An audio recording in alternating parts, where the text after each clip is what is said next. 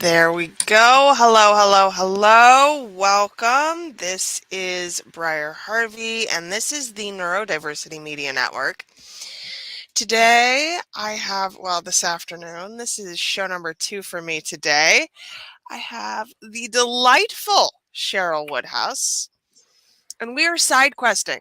Now, the rules of side questing, y'all, is that we don't show up with topics or a plan or really anything.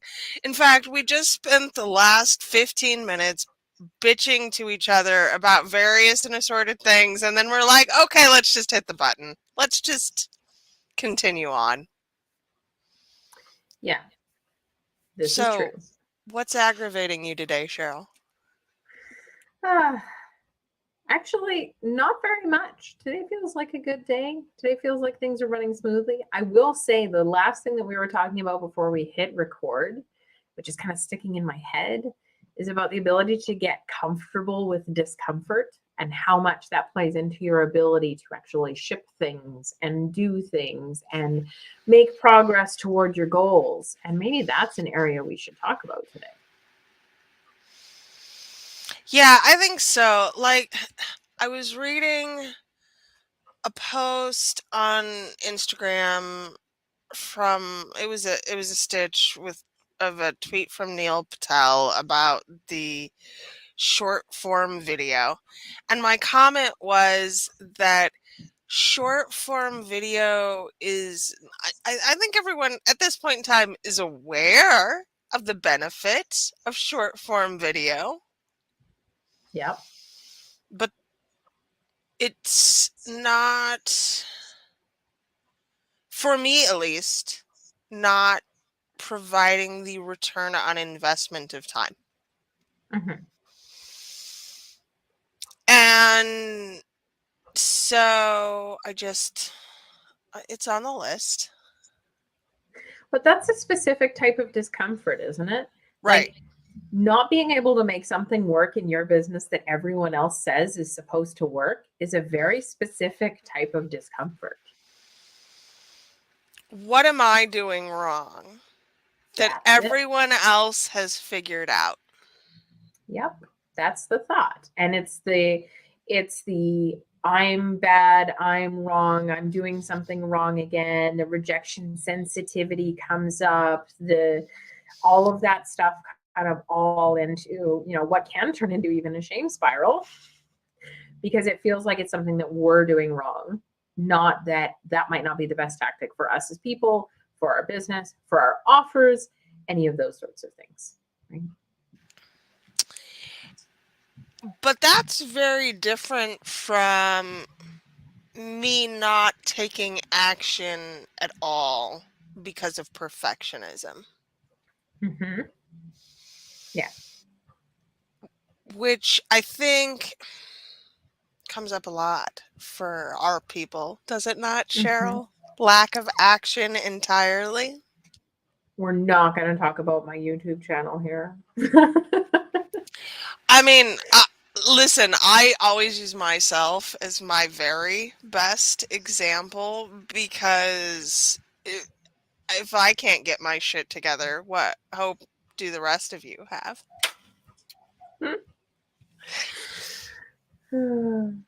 So I think, though, that there's a place where we learn to live with the discomfort. Mm-hmm. Certain doses, certain types, certain things. And the more we can get used to it, the more we can take action in spite of those things. And that's not, we should never be comfortable with the discomfort of someone violating our boundaries. We should never be comfortable with the discomfort of not doing anything that we really, really want to do just because we feel like we shouldn't or can't or we're not good enough or what have you. But the discomfort that stops us from the things that we want, we need to get good at being comfortable with that discomfort, right? It's like I had this client once who her thing was like she loved to travel the world. She loved to travel. She was like every month she was jet setting off to a new place. Like looking back now, totally ADHD. Loved her. Name was Erica. and she just traveled all over the world and found these artisans and shipped back their stuff and like wanted to create this whole thing where she found really cool goods around the world and made them available and accessible to everyone. And I once asked her, like, how do you do that without being scared? She's like, oh, well, what makes you think I'm not scared? Like every time I show up to the airport to solo travel to some country I've never been to in sub-Saharan Africa, like I don't freaking know what I'm in for.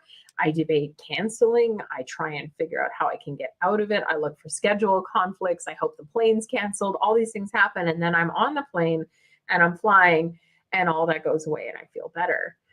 But when she told me that, that was the moment I kind of really internalized and learned just because something is uncomfortable doesn't mean it's going to hurt you. And if something that you really want is on the other side of it, getting used to that feeling and getting comfortable in that feeling of doing something anyway, even if it feels a bit scary, can be really, really good for the things that you want to do. The most effective teaching tool I have found for this was comparing personal growth for my 11-year-old to physical growth pains because he's like right on the cusp of puberty, right? So like Yeah. he's growing and it hurts physically. That's an actual thing for him. And he's like, "Oh, it's supposed to hurt?" Well, yeah, dude. Yeah. It's supposed to hurt. Growth hurts. Yes. That's like the post I did last week where I was explaining to everyone, like, this isn't easy. Like if it were easy to build a business, to do the things that we do, on the internet, you might know a person in real life that does it. But I don't know anyone online who has even a single real life friend who owns an online business. Like not one. We are all coming online for community because we don't know anyone in person who does what we do. Well, that's not true. I have Megan Hale, but let me be very clear about my relationship with Megan Hale. So, Megan and I listened to Megan's podcast years before I met her in person. Mm-hmm. And when I found out she was moving to Omaha, I deliberately stalked her. Yeah. You found her online first. I Nobody did. just like meets someone randomly at a restaurant and you strike up a friendship and you're like, so what do you do? Oh, hey, I run an online business. You say that to someone, they're like, you're in a pyramid scheme, or you're going to try and make me buy your leggings now. Like they're so confused by this. And that just tells me it's if it were that easy, everyone would be doing it. But there's this marketing of ease that happens, especially from neurotypicals. Like if you just do this thing, if you do ABC formula, you're only one funnel away. We've all seen the promotions, right? Well, and I think it's because it's so insular. I mean, at its basic level, at this point in time, I don't know everyone online, but I feel like I know everyone online because I have been hanging out in these same circles and communities for over a decade. So Yeah. even if I don't know you, I kind of know your name or know of you or know what you do. And so to us, it feels like everybody has an online business. No. Because it's hard. It's breaking a bunch of massive social conventions, first of all. And then it's going out on your own and doing something that no one that you know in person is doing. And then it's actually like putting in the steps and the work to build something from scratch, because you have to do a lot of stuff that's not working before you do a thing that works.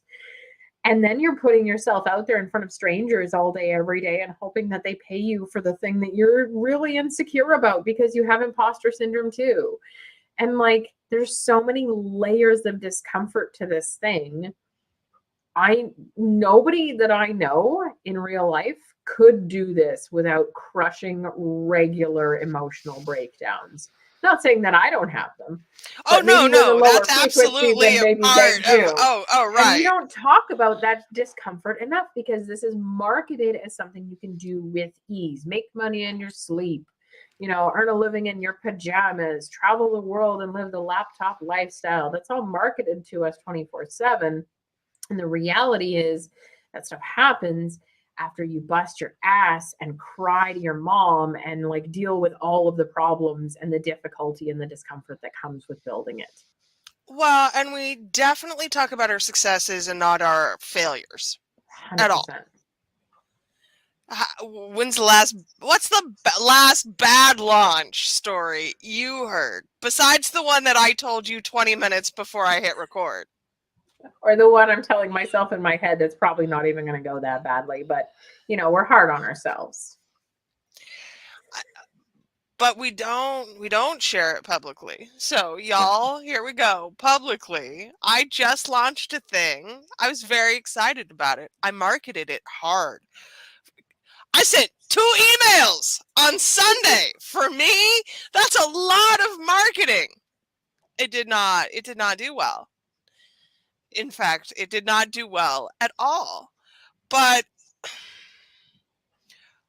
I've internalized that not as a failure, but as information. Was it the offer?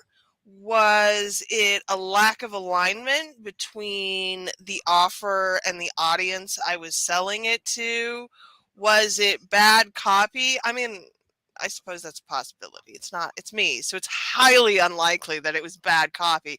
But I mean, really, rather than seeing it as a failure, I see it as all of this information that I now have to look at and see, well, what could I do better next time?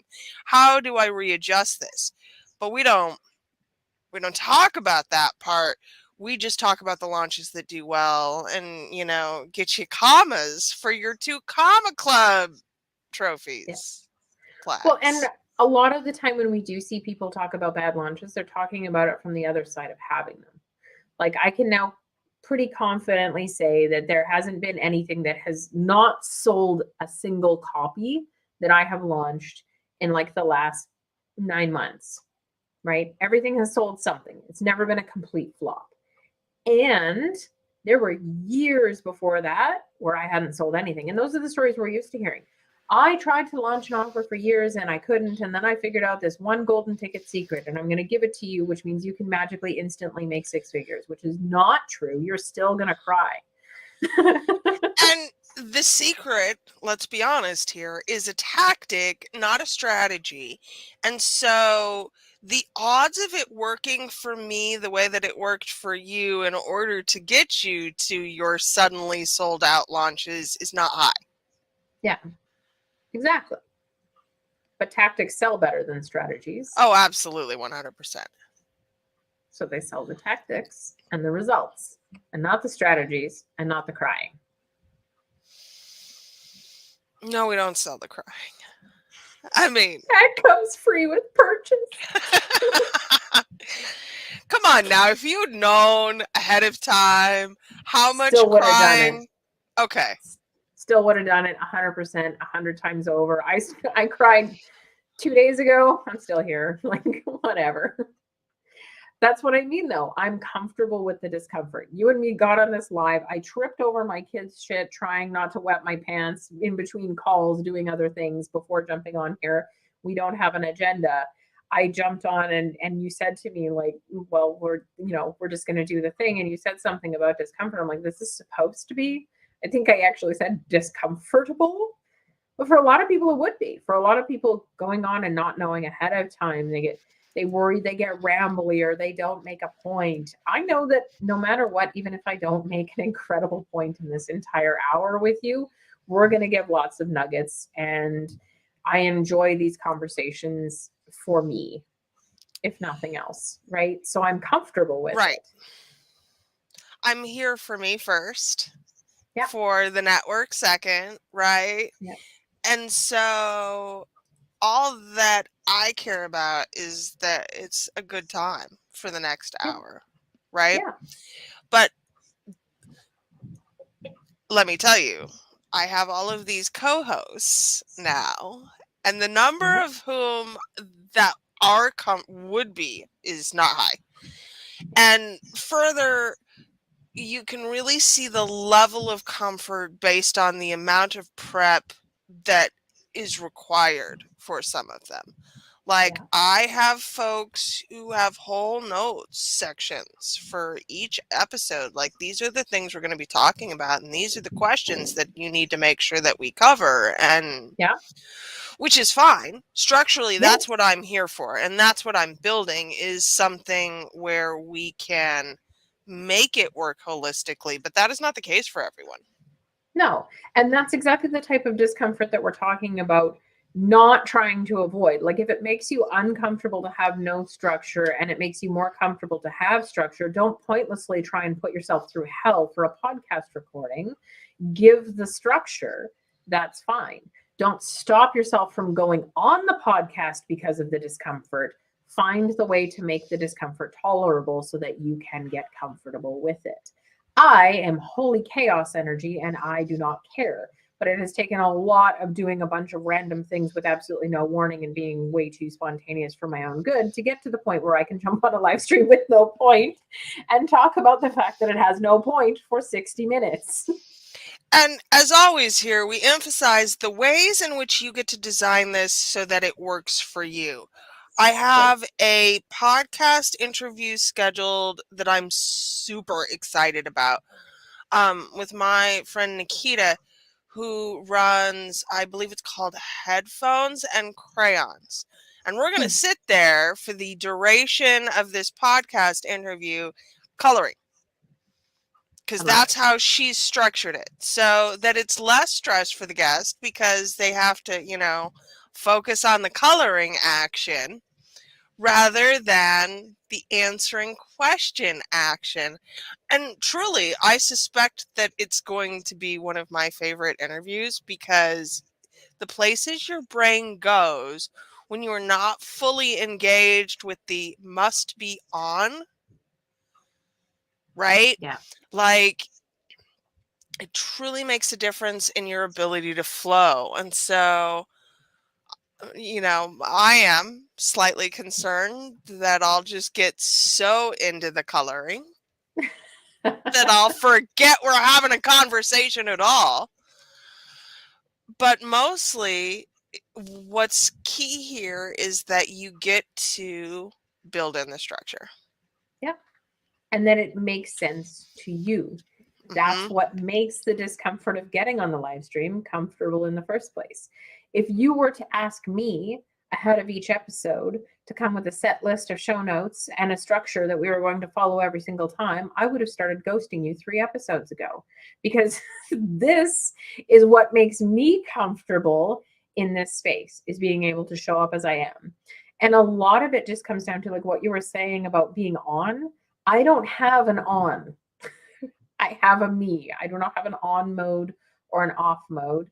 I have I'm on camera, so I should probably stop blatantly fidgeting with my hands out in the open and rocking my chair back and forth mode, because it's distracting, but I still do it anyway until I catch myself. I don't really have an on. I am just always this. And so there is no preparation or structure or container that I need specific to this to make this show up. It actually hinders that and causes additional discomfort.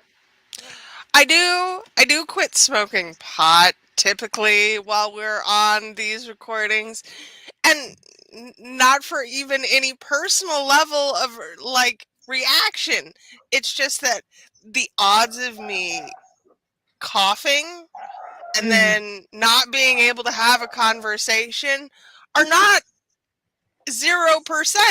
Like, there's at least a 20% chance that I could just, inhale wrong or lose it for 15 minutes, and that would be tragic.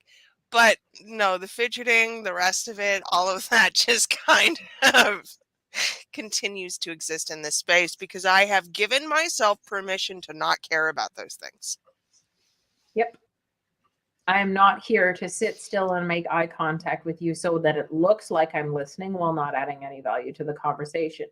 I'm here to be my best in my capacity to listen and to respond and to provide value, which requires me to rock my chair back and forth occasionally and to be playing with a fidget spinner literally this entire time. Oh man, the collection of fidget items that I have. Okay, so there's the crystal ball, which is big. Excellent. It's Okay. selenite, I'm so getting it's excited. heavy. It's got Nice. good weight to it. That one's fun. There is it's stuck. Fidget spinner. Mm-hmm. There is, I mean, this kind of a fidget. So artist tiles, which I will Mm-hmm. then, I've pens, just dentangles. Uh, there's these ones. I like these ones. The magnets, the magnetite, Yeah. y'all. Yeah. If you have that I'm throwing around, like if you don't have, if you've not yet found specs, I don't have specs because I have small children and cats, but they Yeah. make these magnetic hematite, and they're little teeny tiny specks that you get Mm-hmm. to, but they stick together and you can mash them and like build like towers and And the things. cubes, and you can slice them, and Oh it's so man, satisfying. Yes, have so seen. satisfying. So satisfying. Okay, I've got the fidget spinner, which is hollow, by the way. So it's like, mm. and the center part spins in a very satisfying way. So oftentimes I'll spin it, but then I'll also just sit here and I'll rotate the center with my thumb. Like Mine that. lights up. I love it. Lights, I love it. lights, lights. Yeah, it's terrible. I've got this guy for when I actually need to be silent, just a marble in the little like finger trap deal. This was my kid gave me this one, noticed me playing with it constantly and stealing it and said that I could have it. How kind of them. And it's silent, so I can sit here with it under the table, and it actually keeps my hands together because I play with both of them, and it allows me to fidget. We've got the bicycle gear. Got that to flip in the fingers and roll through. This one's got nice neon bands on it, so it's super fun. This little piece is a recent addition where I just sit here and open and close it all day. It's actually an old Swiss franc turned into a lighter. Ooh. And it's tarnished and it's old and it's got like a little wick in it. Oh, that's And a flint. delightful. It's a cool piece of kit in addition to also being very fidgety because it's got this little piece that you open on it here. And then of course we've got the electric lighter for the candle, which is super fun, and it's got a dragon on it. And the chapstick for the Oh my God. situation. Now, jewelry, I want to mention jewelry because I don't feel like people take enough advantage. So this is a fidget ring and it has these little tiny balls and it sits on my finger and I'm just constantly moving the balls around. I have one on each hand, so I can just sit here and look perfectly normal while moving balls around my fingers all of the time. I got these actually last year when I started doing therapy because I needed something to fidget with in sessions that wasn't going to be so distracting that I wasn't, doing the therapeutic things. But I also have, so this necklace is a bunch of charms, like, and the reason fidgets are important is because they allow you to get some of that kinetic energy out while still allowing your brain processing time. Yep, exactly. And I think that for a lot of people, this is perceived as a distraction because when we were kids, fidgets were not a thing. No. Fidgets were you doing something that was going to get you in trouble. And now we've internalized that on our lesson. nails or our Right. hair or our cuticles or our pencils or our pen caps. Yeah, we were fidgeting. They just weren't official toys, so they didn't count as anything. Right? I destroyed my cuticles for years. Yeah. Yeah, I bit my nails down and I've gotten better. I don't bite them anymore, but I can really tell, especially in the winter when they're starting to like get bad, if I gotta cut them down real short, or I'll just start peeling them off. Yeah. Delightful. Yep. So when we're looking at fidgets, like, uh, and with your children too, I think this is a valid question. Do you ever take them Yeah. away when they are too much? Because there are fidgets that we will take away. So we don't really have any fidgets that are too much in the house. The only incidents we've had with fidgets maybe being too much is like specific slimes that end up going to gooey or to liquid and then start causing damage. Those ones get taken away because my carpet. But other than that, the fidgets, I mean, it's a self-regulation thing. Mhm. Yes, they're using something external, but it still counts as self-regulation. It's the same reason I am so going to get roasted for this. My kids have unlimited screen time, including my neurodivergent kids. It's a self-regulation thing. They play outside more than almost any other children I know, and they have unlimited screen time. Mhm. So, from the 5-year-old, I will take away things that he has decided to chew on Mm. to pieces. The last one that had to go, which was a shame because it was a really good shaky toy, was I had to start taking away the silicone straws. Not the stretchy worms. Those are still okay because when he bites them off, they're generally in big enough pieces that we can just throw that away. But he Yeah. would like chew off little tiny pieces of the silicone straw, and then I would can only assume, he was swallowing them. Yeah. Which is less than ideal. Right, right. Like, I have this 5-year-old. I'm like, are we growing a Bazor over here? Like, do I need to worry about that with this one? Yeah. Oh, goodness. And here we're about to witness ADHD problems in action because one headset's dying, but thankfully I've hyper focused on audio for years, so I'm going to switch over to my earbuds.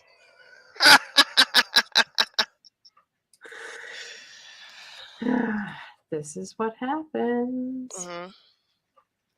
Yeah. Also, bone conduction headsets great for keeping your ears open. Terrible battery life, just so that everyone's aware. Are you using aftershocks? Mm-hmm. They start out really well, and then, like all Bluetooth devices, just Not true. Not all Bluetooth devices, which I actually may need to grab a slightly different set here as well because these aren't pairing. But my Sennheiser noise canceling over the ear headphones, I can get 4 days of straight Zoom calls. So wow. they're on for 6 hours or more and being actively used. I can still get 4 days out of them, and I bought them in 2019. I think Yeah. So it is. get those. Yeah, right. Not sponsored. I have to admit, very partial to my wired set for recording, Yeah. and will only use the wireless stuff because I think there's a bit of a feedback echo for me that I Yeah. can hear the same way that I can hear when the water is hot. Uh-huh. Like, I would really be happy to let go of some of my auditory sensitivities. Thank you very much. You mean you don't like being able to hear when someone plugs in a 12-volt USB charger in the other room, Briar? Why No, would you not like that? It's no. such a pleasant noise. You know, and you know when it's dark and it's late at night and all of a sudden there's a buzz that's Mhm. probably not even yours, but now you have to go and find the buzz. Mhm. Mhm, Yes. These audio sensitivities are fun.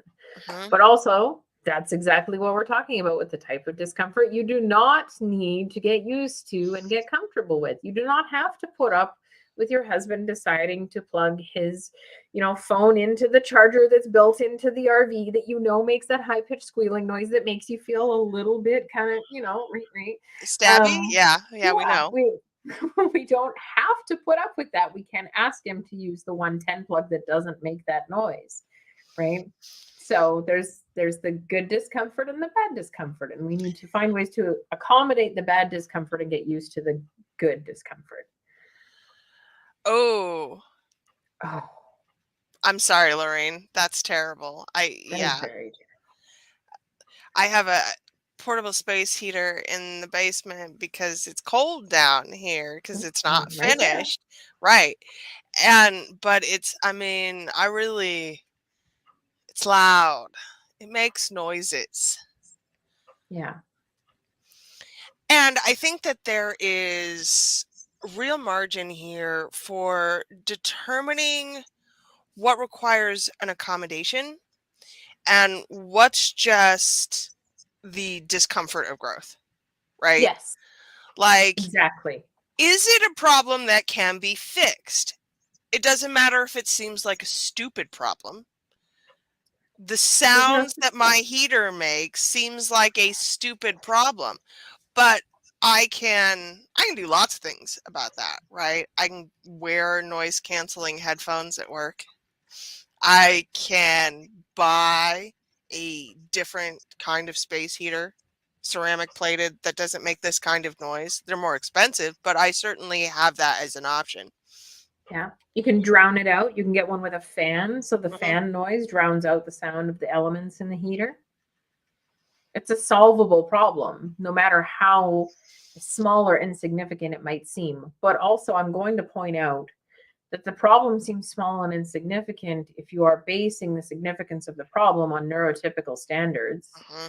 And if you're basing it off of neurodivergent standards and you're going, this noise is literally preventing me from thinking right now, it is not an insignificant problem. If a neurotypical person had something in their life that was literally stopping their brain from working when they were trying to do things, they would not deem it an insignificant problem. They just can't relate to the heater noise being the thing that causes that. No, they can't relate to the heater noise, but they certainly have the ability to determine, hey, this is a functional problem that Yes. we should solve so that it makes things easier. Typically, societally, the problem is one of scale, right? For neurotypicals, there's a lot of people who have this problem, and so they fix it. Yeah. For us, it's a smaller percentage of our society at large. And so when we complain about the problem, they go, oh, well, you should just learn how to manage that yourself. Hmm. Yes. Like, oh, you should just figure out how to be consistent. Have you tried a planner? Hey, there's this app. Have you heard of Oh, it? did you see when I went off on that? You want to talk about things that aggravate me? There are two apps in my Facebook feed that are advertising to me that their little piece of tech wizardry can fix my entire actually wired differently than everyone else's brain. One, it doesn't need fixing, and two, no, that ain't gonna work. No, and I'm curious to know what they are. One of them rhymes with Notion. Okay, so I know which one that one is. Yeah, it's actually got a neurodivergent founder, and now that I've actually used their app, I'm wondering why. I feel like the usage of his status as a neurodivergent person may have been more predatory marketing than actually knowing what they're doing. And then the other one is, I'll just out them. It's Sensa. Hmm. Yeah. I get a lot of, and probably because I'm American, but Mm. I get a lot of, have you tried ketamine? Yeah. It's life changing. Can we send you some ketamine and this special meditation that you listen to? It's only going to cost you like $5,000,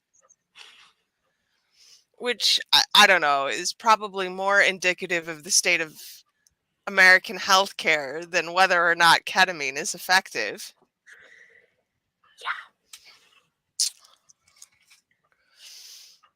But I think that there is no one universal solution. That's something you and I No. talk about all the time.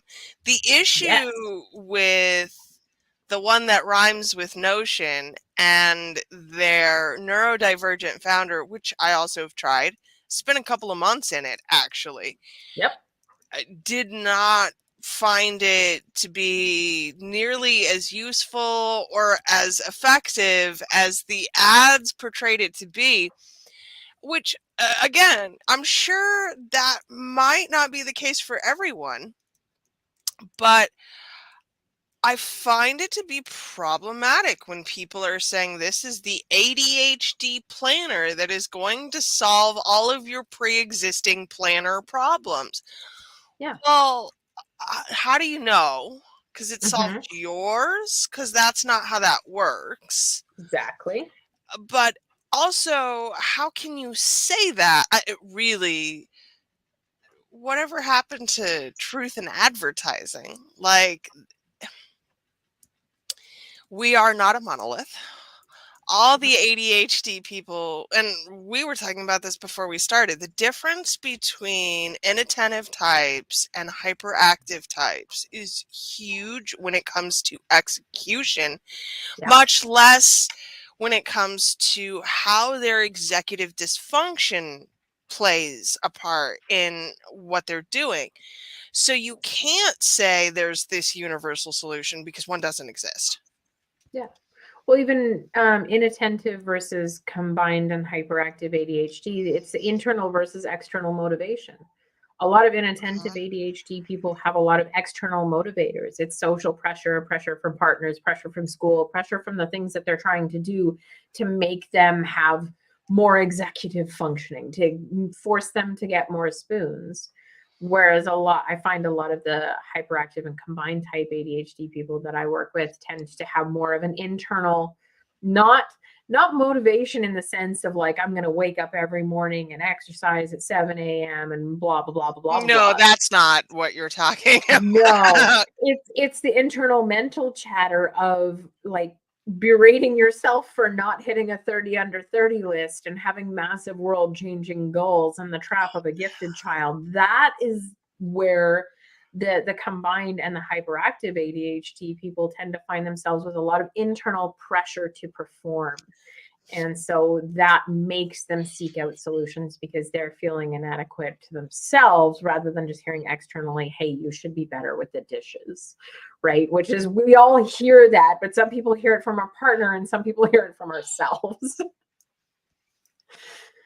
Yeah. That 30 under 30 list, that's real. God, that hit. When I hit 30 and I hadn't actually changed the world yet, I was like, damn you, Mark Zuckerberg, you took my spot. And like, even at 30, although certainly now at 42, I have a much better understanding of how those lists are made. But even at Right? 30, I kind of knew that people just bought their way on, and I still was disappointed that I didn't have enough money to buy my way on. Yeah. Yep. Now that I know how they work, though, I'm probably going to be on a 40 under 40 list. Just you watch. Go right ahead. Go pay some money to get on 40 under 40 list. I Mm. think there's really some problems though with categorizing everything Yeah. as a monolith. Yes. Even among those three types that we just talked about, Hmm. not everyone is going to be exactly like that. I know there are inattentive people out there who feel that internal pressure, and there's hyperactive people that feel no internal pressure at all. We're not a monolith, and it's figuring out what works for you. There are trends, and some software may work for some people who are neurodivergent. I do think the one that we're still talking about here is basically just time blocking with extra steps. So that wasn't really helpful. But, you know, you I have to also find what's think yours. there's like there's no there's no nuance in discerning the difference between those types, especially when all of your information comes from short form sources. Yes, you cannot decide in a 60-minute or 60-second video if something is the thing that's going to change your life forever, Hmm. unfortunately. You can get a sneak peek, you can get a snapshot, you can know if it might be supportive or helpful. You can know if it's worth a try, but you cannot know for sure if that's going to be the thing that's going to change your life. And that's why people don't make big ticket buying decisions on TikTok. Which we have talked about before. Like, Repeatedly. I I feel like think that comes up here a lot. because no knocking TikTok or short form. If it's a medium that you enjoy and that you do well in, by Yep. all means, put your effort into it. Just that we don't think that is, how do we put this, the only way of the future, right? Yes. It's Like, it's a way. It's a tactic, not a strategy. And it's working for a lot of people to go viral and have access to audiences they didn't have before. And a lot of those people are finding out that those viral audiences aren't the kind of long-term success audiences that they were hoping to build with that type of content on the platform. Again, this is not everyone, because no one's a monolith and the platform is not a monolith. no, But but this is where there's still longevity other in, ways. well, and this is where longevity in the business matters, because when I see these how TikTok can help get to your next million, I'm instantly reminded of the same videos or sales pages for Periscope, I was wondering if you were going to bring up that particular crash and burn example. for Vine, Yep. which, I mean, again, not knocking short form, Vine was 9 fucking seconds. There are people on here who probably have no recollection of the courses that Probably people not. sold about Periscope or even what Periscope was. And I think that that should feel okay. Like, allow that Yes. to sink in and be like, "Oh, I don't know what Periscope is." Good for you. You didn't Yep. need to know. It was a social media platform that existed for a while. And Mm-hmm. like, I think I know several people whose initial followings were built on Periscope and then Yep. were taken elsewhere, Yep. who've managed to build a business. But that's, again, solid marketing Yes. and not platform dependent. No. And being early on the platform can help you if you have solid marketing and a solid message and your people are on there, as they were for many people on Periscope in those early days. But Periscope was basically video Clubhouse, for those of you not watching, and look at Clubhouse. It's doing the exact same thing. There are people who Exact built an same thing. entire business on it, and now that feature is being rolled out on every other social media platform known to existence, and people are over the whole audio rooms thing, and there's still people on there, and there are still businesses successfully built on it, just like there's people that have MySpace pages again. But it's not the tactic, it's the strategy, it's the positioning, it's understanding their clientele, it's making the whole thing work, not just the individual platform. So if you're not on TikTok and you're not going viral, don't let that hold you back from still doing something. I mean, I'm scrolling Clubhouse right now because it was such, for the moment that it was the it Yep. thing, right? It was such a thing. Wouldn't And know. I'm an Android user. I missed the oh, well, you moment. missed the moment. Yeah. You missed the moment. And like, I met some really lovely people on Clubhouse. I made connections that have absolutely carried over into my business in interesting ways. I look at what's in here right now,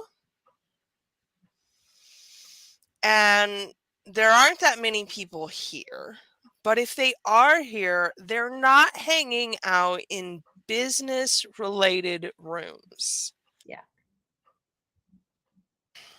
And There's 26 people in the how much can you make from YouTube Shorts room, which is endemic of what we're talking about here, right? Yeah. Like, if you were going to make money from YouTube Shorts Yeah. and you were going to learn about it on Clubhouse, which is whatever, it's fine.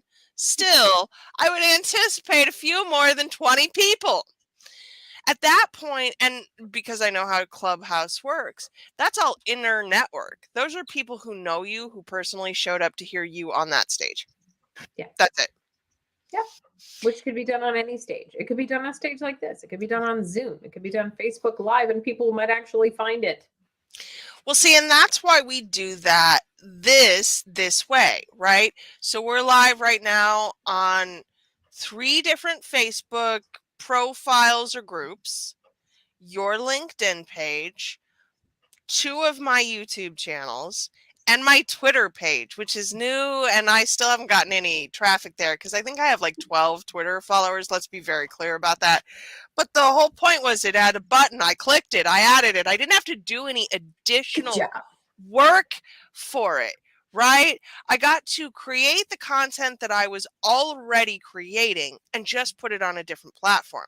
Now, will it translate to Twitter? I'm going to be honest.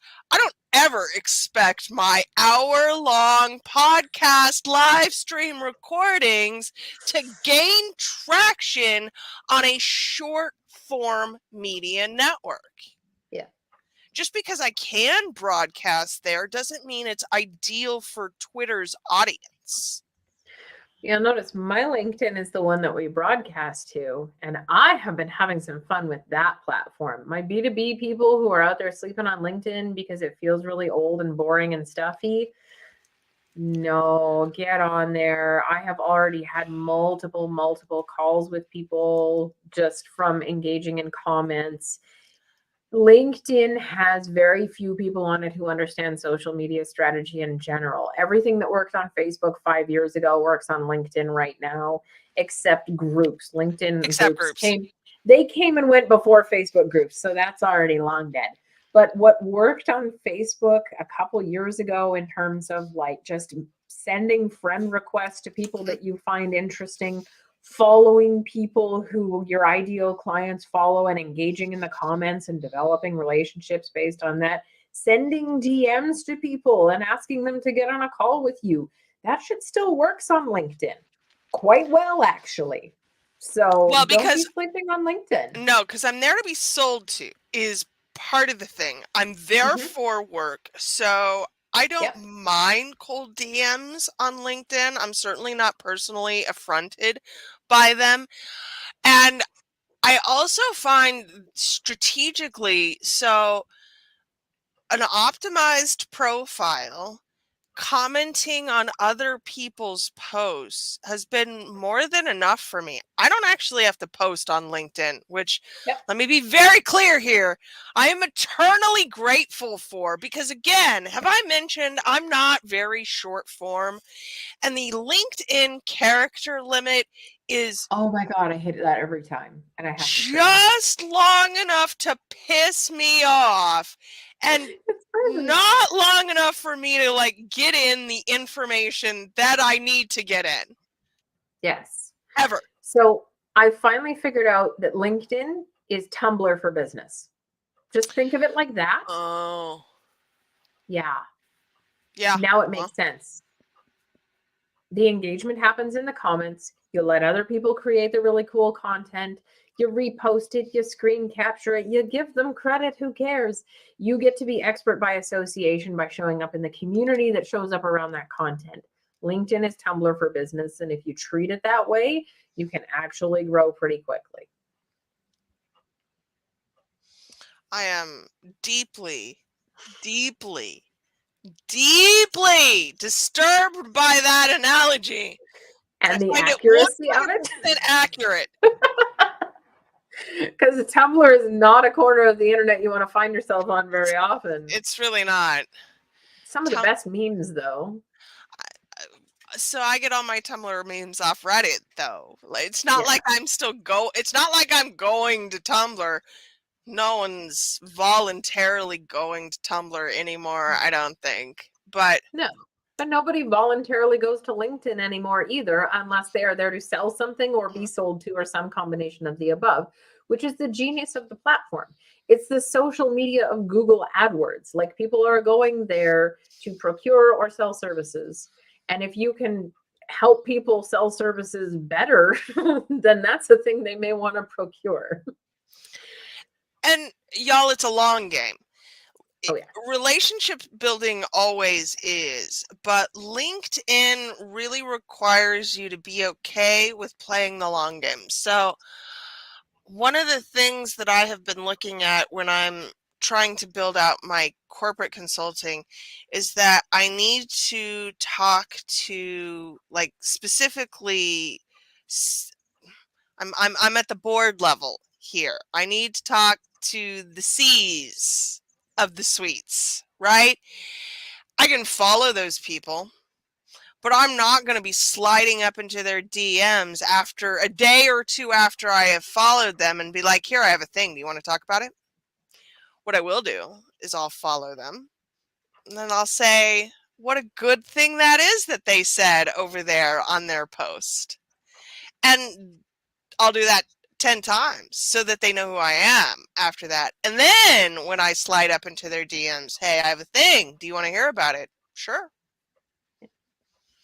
Especially if the thing is giving them something. It's giving Right. them exposure, it's giving them credibility, it's giving them a byline on an article, it's getting them quoted in something, it's making them feel special, it's giving them value. Give first is like an unspoken rule of LinkedIn. You cold DM someone, hey, I want to sell you something, you're going to get back either no response or a no thank you. Sometimes you'll get a yes, but those clients are not good because they were actively seeking and price shopping what you have to offer when you message them, and they're just never the best clients.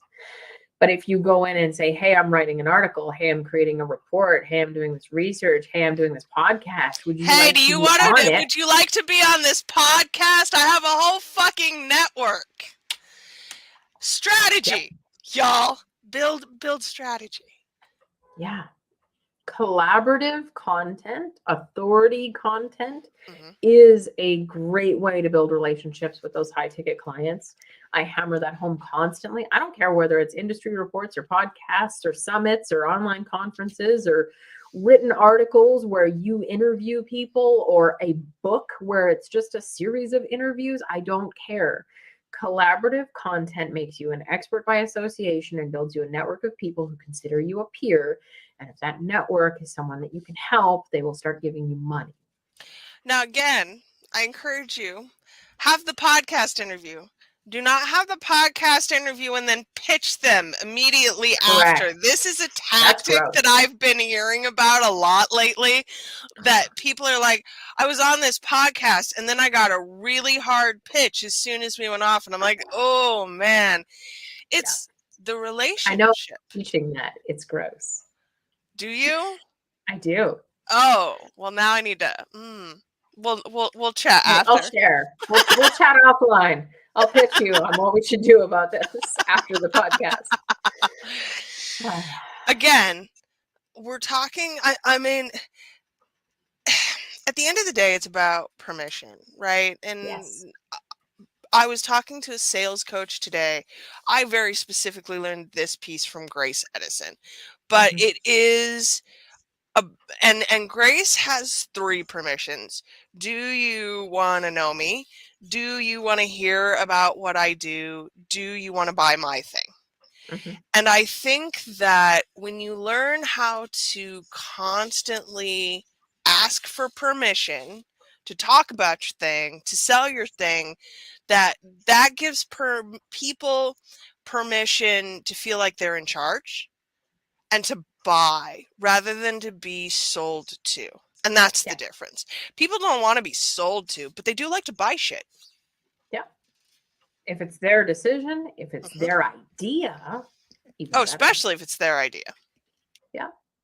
I have had some really great people try and talk me into letting them hire me. I love it. It's honestly, it's fun. All right. We got 5. We Wrap got us 5. up. My headset's gonna die soon, so that's Oh, a discomfort I'm not comfortable with.